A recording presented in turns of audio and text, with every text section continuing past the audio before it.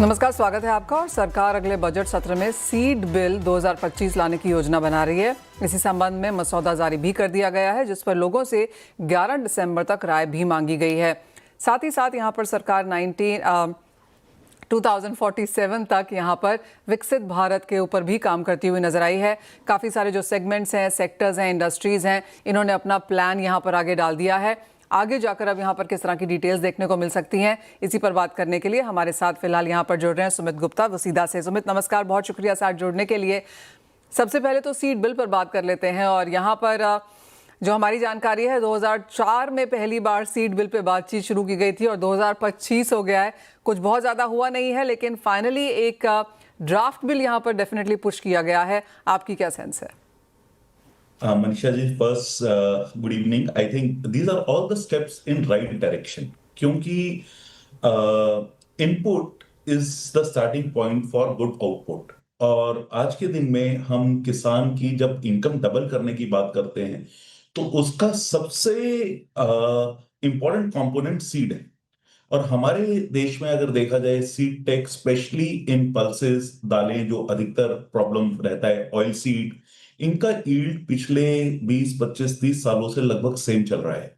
And अगर हमको किसान की इनकम को डबल करना है, डबल से पहले कंसिस्टेंट करना है और उसको एक इनकम सरप्लस देना है, तो सीड एक सबसे बड़ा स्टेप है। I think after soil testing, seed technology in India should get lot of momentum. It's a great step in right direction.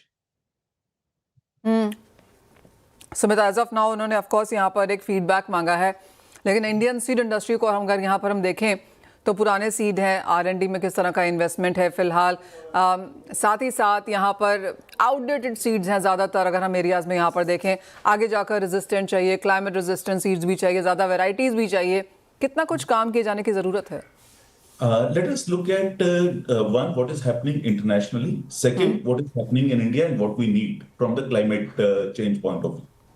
China, when they started growing, the first thing they did was to buy seed technology, big seed companies, input companies worldwide. They went after all the majors. Okay. आज जो भी बड़ी seed company है, China has stake into it. आज in India, we are still significantly reliant on domestic technology, and as you have mentioned, very much outdated technology. Second situation, अगर हम देखें, temperature change का सबसे बड़ा इंपैक्ट क्या हुआ है? विंटर्स थोड़ा कम होती जा रही हैं, मॉनसून्स की इंटेंसिटी बढ़ती जा रही है, नंबर ऑफ रेन डेज कम होते जा रहे हैं। And as the weather is changing, हमारे सीड को चेंज करने की जरूरत है। जैसे वीट के अंदर हमको बेटर टेम्परेचर कंट्रोल्ड सीड चाहिए, जो हाई टेम्परेचर्स को झेल सकें। क्योंकि अगर हम देख रहे हैं पिछले 2-3 साल में फेब और मार्च के अंदर टेम्परेचर काफी बढ़े हैं। हमें तुअर के अंदर शॉर्ट ड्यूरेशन क्रॉप चाहिए, क्योंकि 150 दिन किसान के लिए रुझान का क्रॉप नहीं है। आज हमको ऑयल सीड के अंदर मोर वाटर रेजिस्टेंट सीड्स चाहिए। तो इन सब चीजों की रिक्वायरमेंट बहुत हमारे सामने है। और हमारे देश का एग्रीकल्चर तब तक तरक्की नहीं करेगा जब तक हम इन सब प्रॉब्लम्स को ओपनली एक्सेप्ट करके एड्रेस नहीं करेंगे। सुमित, साथ ही साथ अब जो ये विकसित भारत 2047 की हम यहाँ पर बात करें, जो कि 100 साल हो जाएगा 1947 से, सभी सेक्टर सेगमेंट्स ने यहाँ पर अपना अपना प्लान लेआउट किया है। किस तरह से वहाँ पर पहुँचेंगे वो भी एक चीज़ बनाई है। जहाँ तक एग्रीकल्चर की बात है, काफ़ी सारी चीज़ें यहाँ पर लगातार हमने सुनते हुए देखी हैं, चाहे वो सीड्स है, चाहे वो सेल्फ रिलायंस है बहुत सारी कमोडिटीज़ में जिनको हम इंपोर्ट करते हैं। आपको क्या लगता है कि एक मल्टी डायमेंशनल प्लान जिसकी ज़रूरत है, क्या वो बन चुका है? क्या हम उसकी तरफ प्रोग्रेस कर रहे हैं? 2047 विकसित भारत एक बहुत एम्बिशियस प्लान है। दैट मीन्स हमारे $30 ट्रिलियन का economy, per capita income of around $20,000। Manisha ji, जब भी इनकम बढ़ती है, सबसे पहले जो चीज बढ़ती है वो डिमांड है। फूड ग्रेन की डिमांड, ऑयल सीड, प्रोटीन्स की डिमांड। मैं आपको एक एग्जांपल देता हूं। चाइना में 2007 में पर कैपिटा इनकम था $2,500 पर पर्सन पर annum, which is same as India has today, जो आज हमारा है। उस समय उनका प्रोटीन कंजम्पशन आज के मुकाबले 1/3 था। आज चाइना का पर कैपिटा इनकम ऑलमोस्ट $14,000 है और हमारा टारगेट $20,000 है। तो इसमें कुछ चीजें जो हमको देखने की जरूरत है। आत्मनिर्भर इज अ ग्रेट स्लोगन, हमारे किसान के लिए वो बहुत जरूरी है। लेकिन एक कंट्री कभी भी, एक देश कभी भी विकसित नहीं हो सकता जब तक वो कंज्यूमर के बारे में ना सोचे, ओवरऑल अवेलेबिलिटी के बारे में ना सोचे। क्योंकि आगे जाके हमें केवल नॉर्मल वेदर के लिए प्लानिंग नहीं करनी है, हमें एब्रप्ट वेदर चेंजेस के लिए प्लानिंग करनी है। मेरा मानना है कि एग्रीकल्चर जो विकसित भारत 2047 है, उसके लिए हमें बहुत डीपर प्लानिंग की आवश्यकता है। आज चाइना की कंपनीज है world wide, they own port assets world wide so that food security remains the first agenda. उनके प्रेसिडेंट ने पिछले 10 साल के अंदर जो सबसे ज्यादा वर्ड इस्तेमाल किया है वो फूड सिक्योरिटी इस्तेमाल किया है और लगातार उसके लिए काम किया है। मेरा मानना है कि अगर हमको विकसित भारत बनना है, जो हम बनेंगे, हमारे को फूड सिक्योरिटी पे और एग्रीकल्चर पे और बहुत ज्यादा काम करने की आवश्यकता है। And it is not only driven by Viksit Bharat but वसुधैव कुटुंबकम, जहां पर we have to see world as a family where all the countries. Sumit, your point is well taken. जहाँ तक आपने कहा कि सीड्स आउटडेटेड हैं, बहुत काम करने की ज़रूरत है, और जहाँ तक प्लान करने की ज़रूरत है 2047 के लिहाज से, एग्रीकल्चर, वसुधैव कुटुंबकम, और साथ ही साथ जैसे आपने कहा कि हमें ओवरऑल यहाँ पर बड़ी चीज़ें करने की ज़रूरत है। सुमित, अगर 1 2 3 इन सेंस यहाँ पर आप पुट आउट करें कि ये 3 चीज़ें डेफिनेटली अक्रॉस एग्री, चाहे वो ऑयल सीड्स वाले हैं, पल्सेस वाले हैं, ग्रेन्स एंड सीरियल्स है, राइस है, इन सभी को अपने एजेंडा में इंक्लूड करना चाहिए, तो वो क्या होंगी? प्रोटीन्स, बिकॉज सबसे ज्यादा डिमांड बढ़ेगी वो प्रोटीन की बढ़ेगी। Protein is largely driven by two things, pulses and poultry. Poultry के अंदर लिंक्ड होता है grains, that is soybean meal and maize, और pulses is all the direct pulses that we consume. आज हमारा पर कैपिटा कंजम्पशन ऑलमोस्ट 65-70 ग्राम per day पर person है। I think that will become at least 3 to 4 times. हम जो demand expansion ले रहे हैं आज, हमको एम्बिशियस टारगेट्स लेने की जरूरत है, क्योंकि इंडिया में स्टंटिंग, मॉल न्यूट्रिशन की बहुत बड़ी प्रॉब्लम है। आज उसको हमें हटाने की जरूरत है। इंडिया तब तक विकसित भारत नहीं बनेगा जब तक हम फूड सिक्योरिटी से न्यूट्रिशनल सिक्योरिटी के बारे में नहीं सोचेंगे।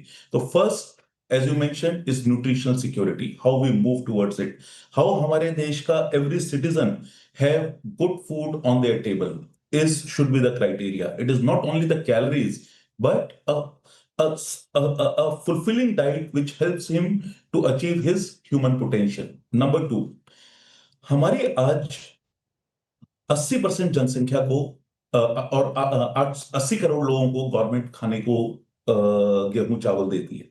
अगर विकसित भारत होना है तो these people they will move away from what government gives them to eat, what they want to consume.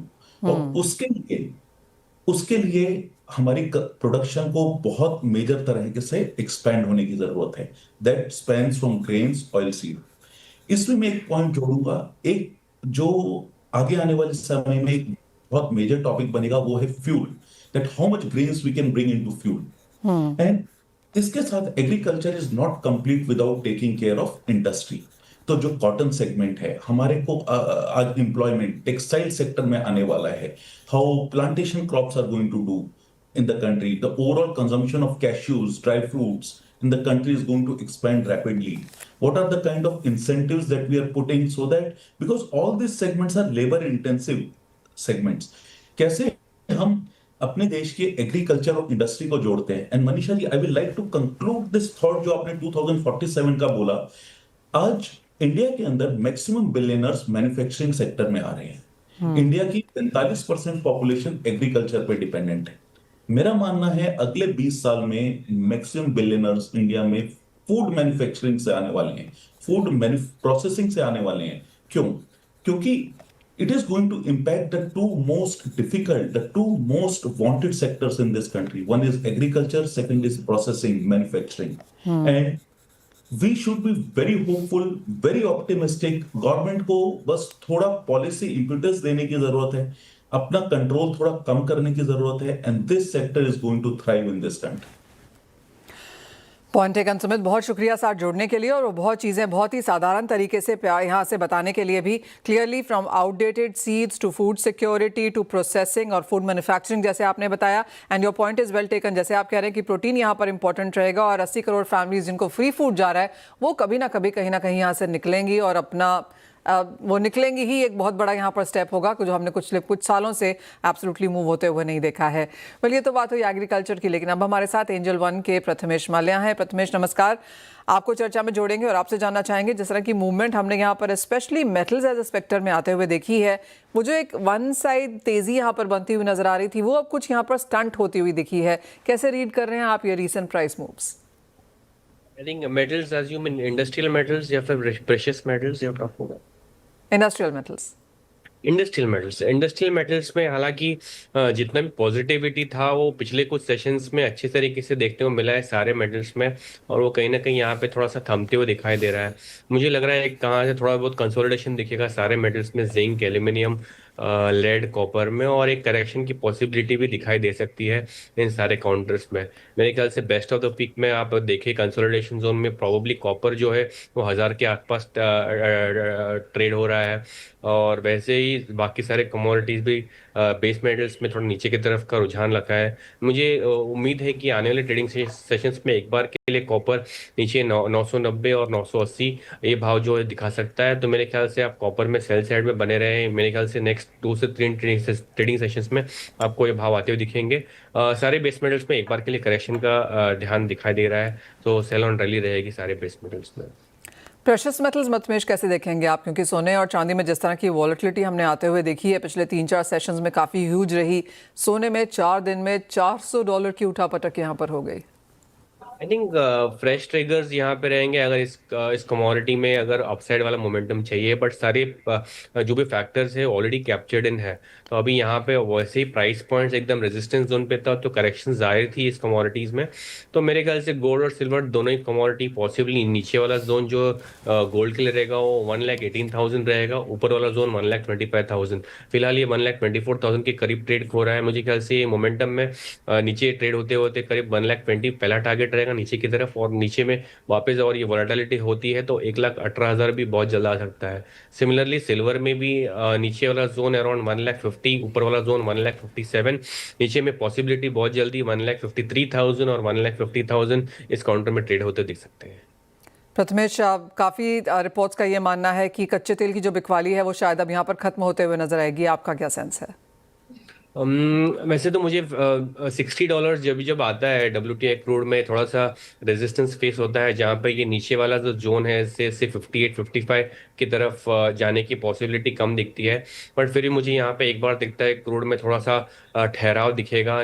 MCX crude में स्पेसिफिकली नीचे वाला जोन 5,100, ऊपर वाला जोन 5,600, ये बीच में है 5,300 के करीब ट्रेड हो रहा है। तो पॉसिबिलिटी इसका अपसाइड जोन 5,450 और 5,500 इस ट्रेंड में इस रेंज में ट्रेड होगा एक काउंट।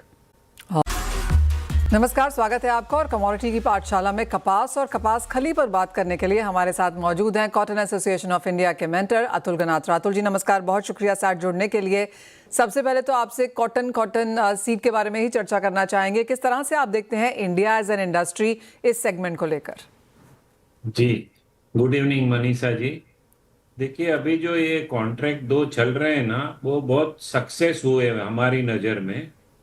इसमें सक्सेस होने के 2 एक रीज़न है। एक तो जो BSE का एक कॉन्ट्रैक्ट था कॉटन का, वो बंद हो गया। MCX का जो कॉटन का कॉन्ट्रैक्ट है उसमें लिक्विडिटी नहीं है, तो हेजिंग का प्लेटफॉर्म नहीं है। मगर जो पहले हम बात करेंगे कपास के कॉन्ट्रैक्ट की, जो ये NCDX का कपास का कॉन्ट्रैक्ट है, उसमें थोड़ा थोड़ा लिक्विडिटी भी बढ़ रहा है। लास्ट ईयर तो बहुत अच्छा लिक्विडिटी था। तो वो हेजर जो है, जो हेजिंग करते हैं, एक्सपोर्ट वो करते हैं, इंपोर्ट करते हैं, वो हेज कर सकते हैं। अगर कॉटन का लिक्विडिटी नहीं है कॉन्ट्रैक्ट में तो कपास लेके भी हेज कर सकते हैं। और इसमें सबसे बड़ा जो अपॉर्चुनिटी है कपास के कॉन्ट्रैक्ट में हेज करने का, वो फार्मर और जीनर्स के लिए है। फार्मर अगर 1 लॉट कपास का बेचता है तो करीब करीब 40 क्विंटल्स कपास होता है।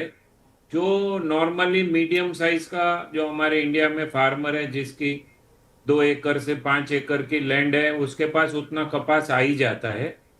तो अगर उसको लगता है कि रेट कम हो सकता है तो वो एक लॉट बेचेगा। तो आज का जो कपास का रेट है वो करीब करीब 7,600 7,700 का एक्सचेंज पे रेट है।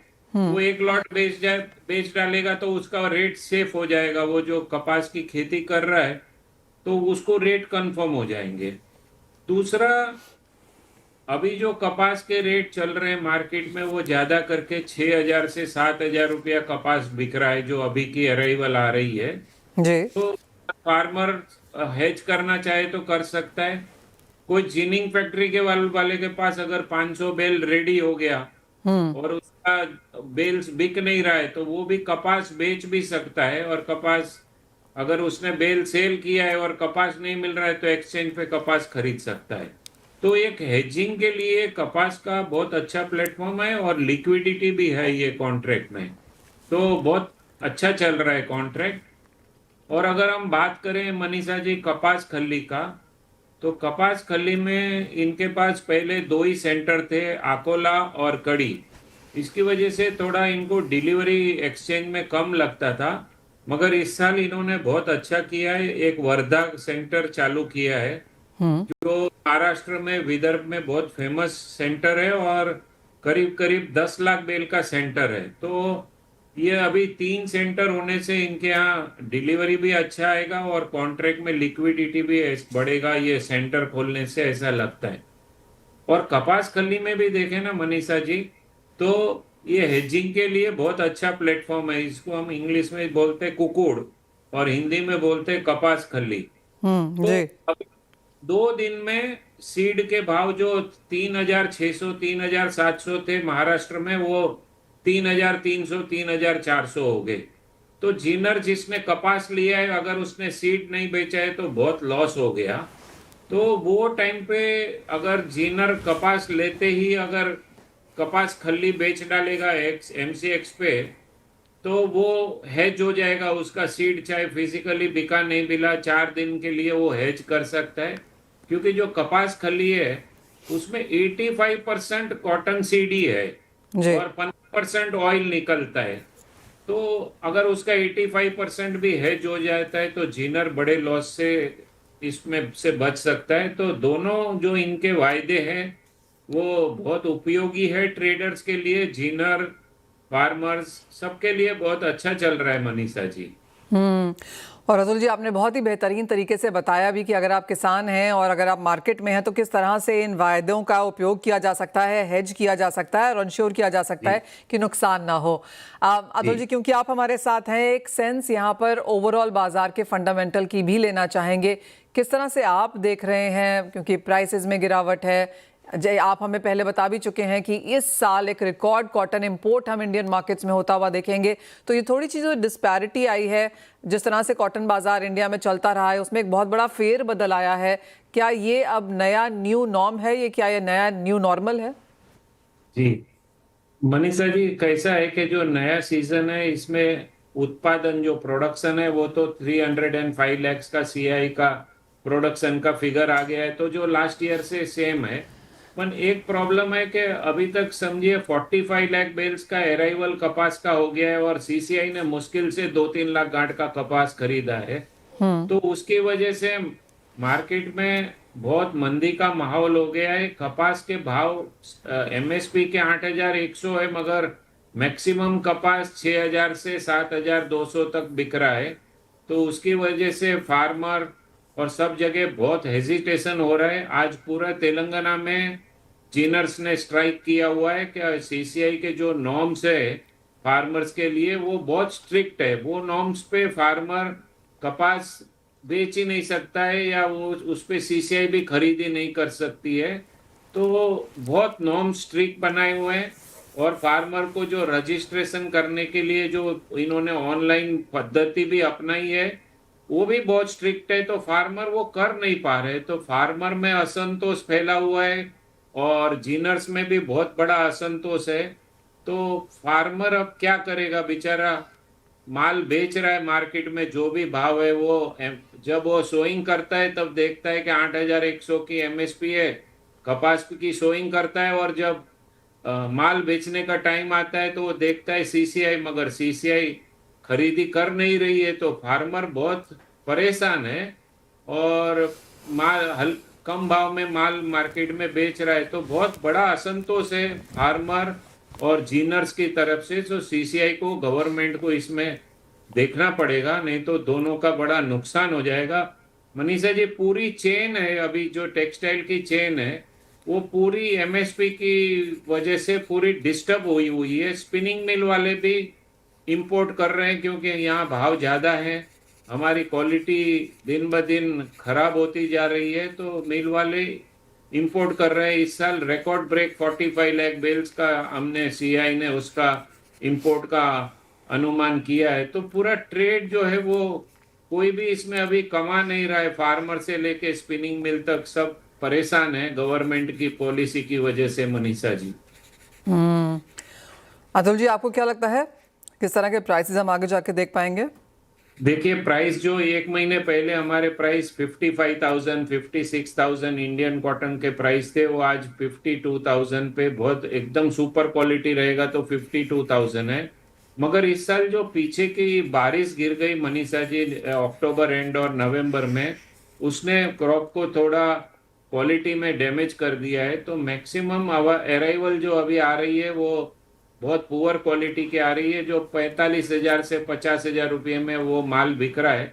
तो ये हल्की क्वालिटी की वजह से अच्छी क्वालिटी पे भी रेट प्रेशर आता है और डिमांड नहीं है मनीषा जी। आज हमारे को, पहले हम चाहते थे तो 10,000 बेल एक दिन में 1 घंटे में बेच सकते थे, आज डिमांड इतना कम है कि 1000 बेल बेचना है तो बड़ी मुश्किल से बायर मिलता है, अच्छा बायर मिलता है, क्योंकि सब मिलों ने ज्यादा करके इंपोर्ट कर लिया और एवरेज मिल हम बोल सकते हैं कि 45 to 50 डेज मिलों में माल पड़ा हुआ है, तो डिमांड बिल्कुल है नहीं। जिनर के पास भी पूरे इंडिया में 8 से 10 लाख बेल अभी स्टॉक हो गया है, माल बिक नहीं रहा है मनीषा जी। तो मार्केट पे प्रेशर है, इंपोर्टेड कॉटन का बहुत बड़ा प्रेशर है और डिमांड बिल्कुल नहीं है। मिल वाले भी चाहते हैं कि हम क्यों 1 महीना 45 डेज 50 डेज का माल रख के मिल चलाएंगे, और इंपोर्टेड कॉटन बहुत सस्ते हो रहा है और आइस फ्यूचर 2 साल के लोएस्ट लेवल पे चल रहा है मनीषा जी, 62 सेंट का है, मतलब 44,000 का भाव होता है। तो आइस फ्यूचर की वजह से इंडियन मार्केट भी प्रेशर में है मनीषा जी। एब्सोल्युटली अतुल जी, आपने बहुत डिटेल में वो समझाया कि किस तरह का एज ऑफ नाउ फंडामेंटल्स है मार्केट में और किस तरह से आप फ्यूचर्स और ऑप्शंस में यहाँ पर काम करके यहाँ पर अपना जो मैकेनिज्म है वो हेज कर सकते हैं। जैसे अतुल जी हमें बता रहे हैं कि पूरी मार्केट यहाँ पर डिस्टर्प्टेड है, जिस तरह से भावों को हमने एमएसपी के नीचे गिरता हुआ देखा है। बहुत शुक्रिया अतुल जी एज ऑलवेज हमारे साथ जुड़ने के लिए। वेल, इसी के साथ फिलहाल इस कार्यक्रम में इतना ही समय है, मुझे भी दीजिए इजाजत। आप बने रहिए CNBC आवाज पर। CNBC आवाज एंड NCDEX प्रेजेंट कमोडिटी की पाठशाला।